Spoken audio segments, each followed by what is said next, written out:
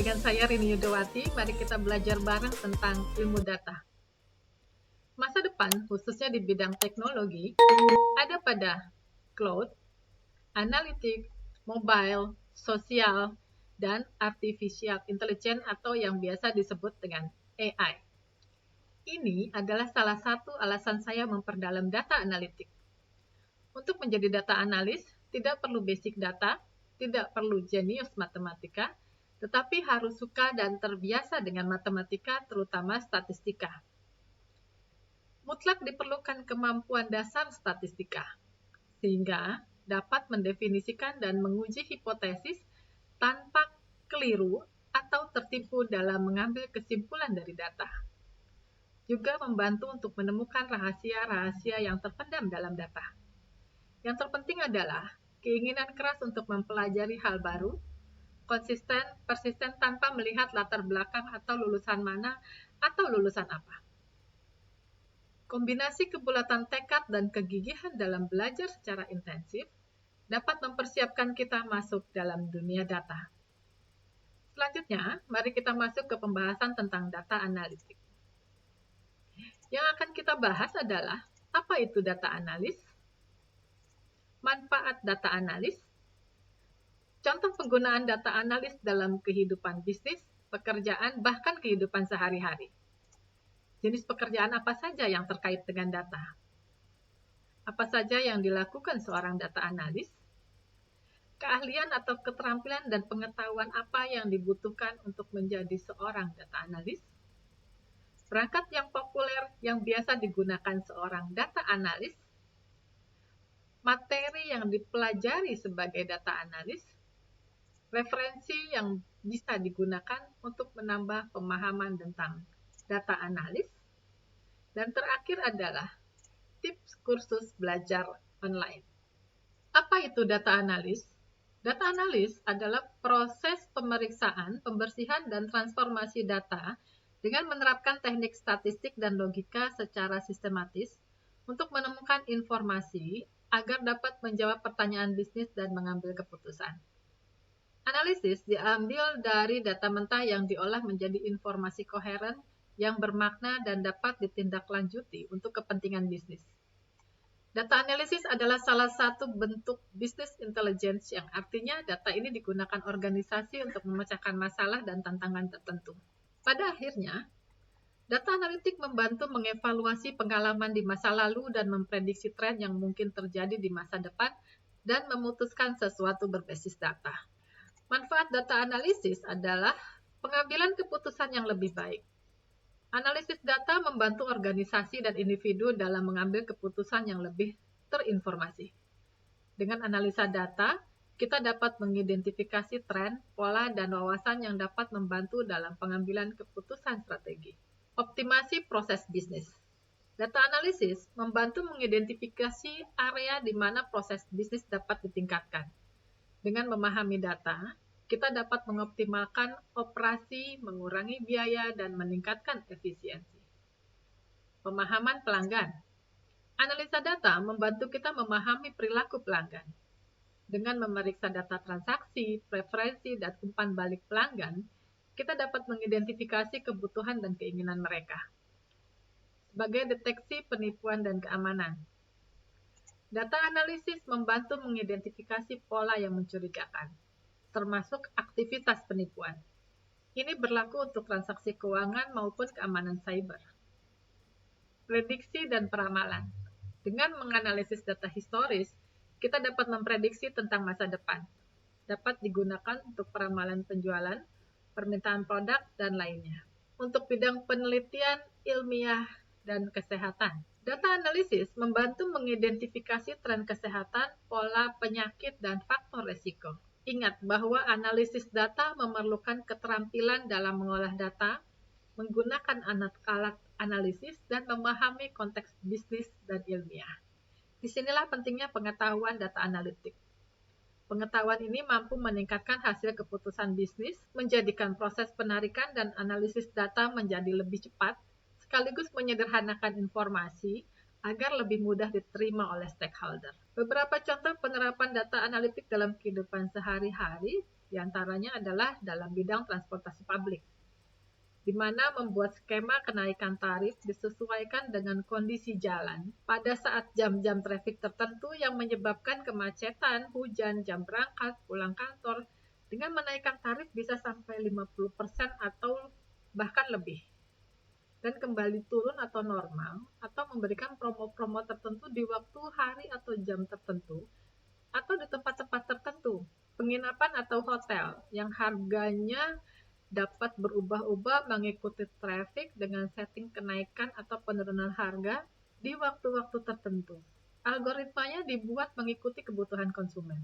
Contohnya adalah hotel-hotel atau penginapan yang bekerja sama dengan platform pemasaran online.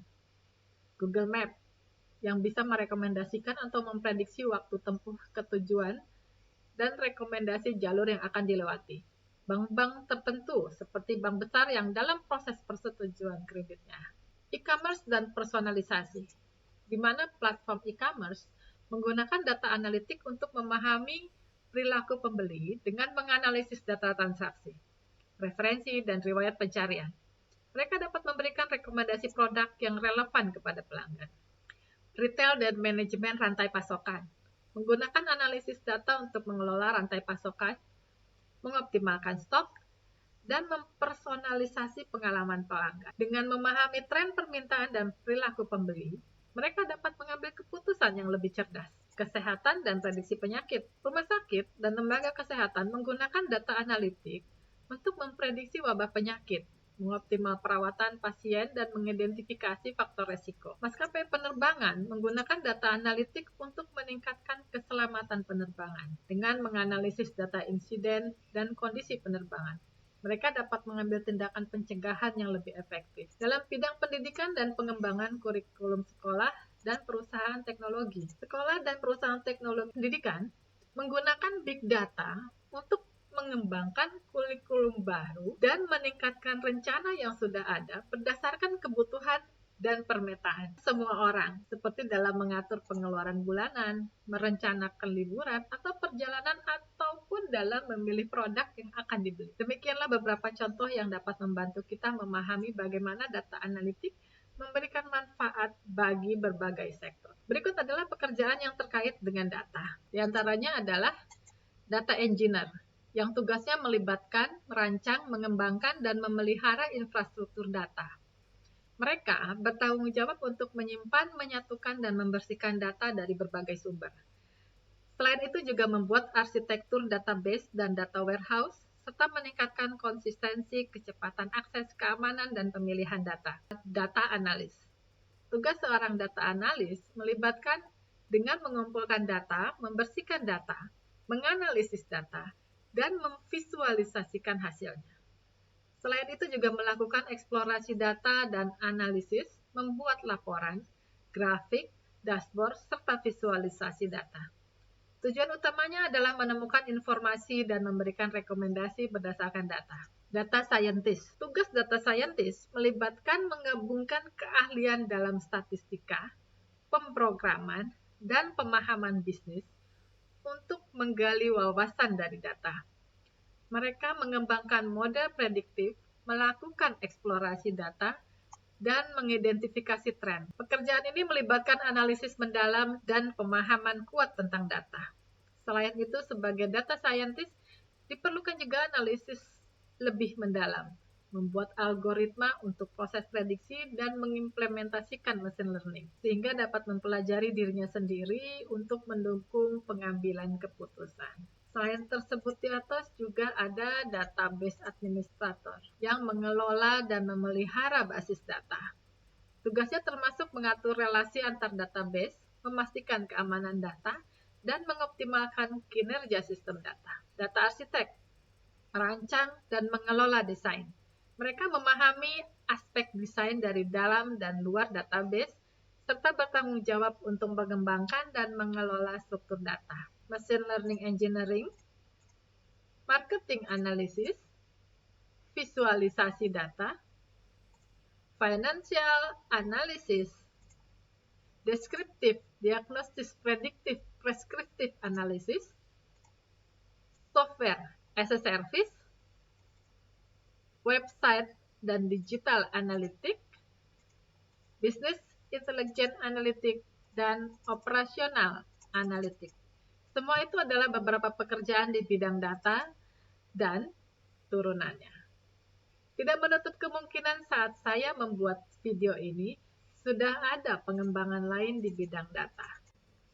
Apa saja yang dilakukan oleh seorang data analis? Ada 3 fase yang harus dilakukan oleh data analis untuk setiap proses data analisnya. Fase pertama yaitu fase dasar, meliputi pemahaman konsep dasar dalam penyimpanan data, yaitu basis data atau database yang memiliki banyak tabel di dalamnya, di mana setiap tabel memiliki kolom dan baris, dan setiap kolom memiliki tipe data tertentu. Dan setiap record atau baris terdiri dari satu atau lebih kolom atau atribut. Memahami struktur data dari suatu database dan setiap tabel di dalamnya. Contohnya adalah karakteristik tabel berisi data master konsumen, tentunya berbeda dengan tabel lain, misalnya detail transaksi. Dibutuhkan kemampuan menggabungkan berbagai tabel atau join key atau kolom penghubung antar tabel untuk mendapatkan analisa yang menyeluruh. Fase kedua yaitu fase memahami proses bisnis. Tujuannya untuk memahami suatu proses dan data apa saja yang tersimpan. Mengidentifikasi data atau metrik yang relevan atau penting untuk suatu perusahaan, mengukur kinerja bisnis perusahaan. Dan yang ketiga adalah fase membantu proses pengambilan keputusan, yaitu membuat laporan dan visualisasi data atau metrik yang relevan atau penting untuk menjawab pertanyaan bisnis. Mengidentifikasikan kecenderungan dan pola yang terjadi di masa lalu dan sekarang berdasarkan visualisasi data. Membuat prediksi dan menyampaikan saran ke top manajemen terkait apa yang perlu dilakukan berdasarkan kecenderungan pola dan prediksi. Jika digambarkan secara sederhana, tahapan melakukan data analitik adalah mendefinisikan pertanyaan yang tepat, mengumpulkan data, mengolah data, dan menganalisis data.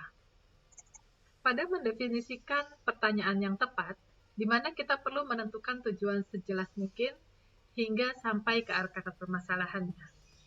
Luangkan waktu khusus untuk memikirkan permasalahan bisnis yang harus diselesaikan hingga didapat serangkaian pertanyaan terstruktur yang perlu dijawab. Contohnya adalah perusahaan ingin meluncurkan suatu produk, maka perlu dilakukan analisa terlebih dahulu. Produk apa yang cocok untuk diproduksi, di mana produk akan dijual, dan seterusnya. Pada tahap mengumpulkan data, setelah selesai mengidentifikasikan berbagai pertanyaan-pertanyaan yang harus dijawab, kita sudah bisa mulai mengumpulkan data dan mencari tahu data mana yang paling sesuai dengan bisnis. Data yang didapatkan bisa berupa kualitatif maupun kuantitatif. Pengumpulan data dapat dilakukan dengan berbagai macam cara, seperti memantau media sosial, melakukan survei, analisis website, dan lain sebagainya. Pada tahap membersihkan data, data yang dikumpulkan adalah data dengan format mentah. Artinya, data tersebut belum diorganisir dan diperiksa kesalahannya. Perlu dilakukan pembersihan data atau data cleaning agar membuatnya lebih mudah dianalisis. Pembersihan data juga mencakup menghapus kesalahan, duplikat, outlier, dan menghapus data yang tidak sesuai dengan bisnis yang akan dianalisis. Pada tahap menganalisis data, jika kumpulan data sudah bersih dan rapi, saatnya untuk melakukan analisis. Jenis analisis data diantaranya adalah deskriptif, diagnostik, prediktif, dan preskriptif. Maka ini adalah proses awal untuk menentukan atau memutuskan bagaimana data akan ditindaklanjuti dan strategi apa yang disusun. Saat ini, data analisis dibagi berdasarkan 4 jenis utama, yaitu deskriptif analitik, diagnostik analitik, prediktif analitik, dan preskriptif analitik. Deskriptif analitik adalah jenis analitik paling sederhana dan menjadi fondasi jenis analitik lainnya. Analitik ini memungkinkan kita menarik data mentah, lalu secara ringkas menjelaskan apa yang sedang atau sudah terjadi. Penjelasan deskriptif sangat cocok digabungkan dengan visualisasi data untuk disampaikan pada stakeholder.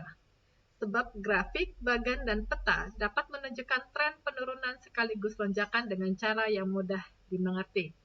Sederhananya, deskriptif analitik menjawab pertanyaan apa yang sedang terjadi. Diagnostik analitik yaitu proses pemeriksaan data untuk memahami penyebab terjadinya suatu peristiwa dan mengapa hal tersebut bisa terjadi. Jenis analitik ini biasanya menggunakan teknik penelusuran, penemuan data, dan penggalian data. Diagnostik analitik digunakan untuk menjawab pertanyaan mengapa ini terjadi, sekaligus berguna untuk menemukan akar permasalahan suatu organisasi atau perusahaan. Di tahap prediktif analitik digunakan untuk memprediksikan tren atau peristiwa yang mungkin terjadi di masa depan dan menjawab apa yang mungkin terjadi. Analitik ini dilakukan dengan menganalisis data historis diimbangi dengan tren industri yang terjadi. Preskriptif analitik memperhitungkan seluruh faktor yang mungkin ada dalam sebuah skenario bisnis dan menyarankan hal-hal yang perlu ditindaklanjuti.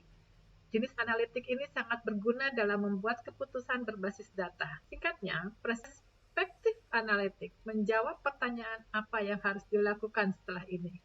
Diharapkan data yang diperoleh dari keputusan yang dibuat tersebut bisa diterapkan dalam pengambilan langkah di masa depan. Keahlian dan pengetahuan yang diperlukan untuk menjadi seorang data analis adalah keahlian soft skill dan hard skill. Soft skill yang disarankan dimiliki seorang data analis berkaitan dengan kepribadian, sikap, dan pola pikir, yaitu komunikasi.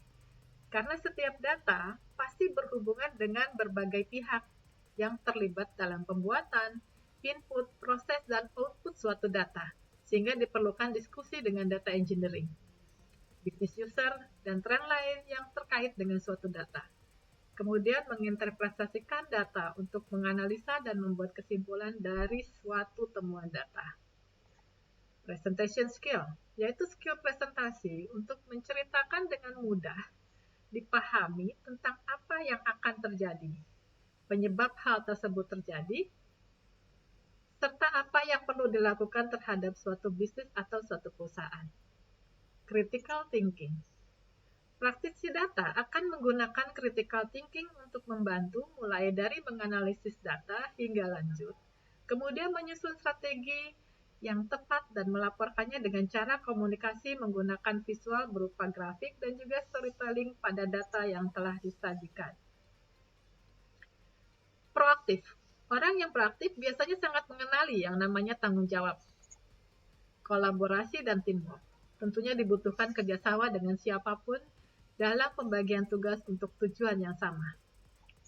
Detail oriented dibutuhkan oleh QC atau quality check dari setiap proses data analisis dari awal hingga akhir.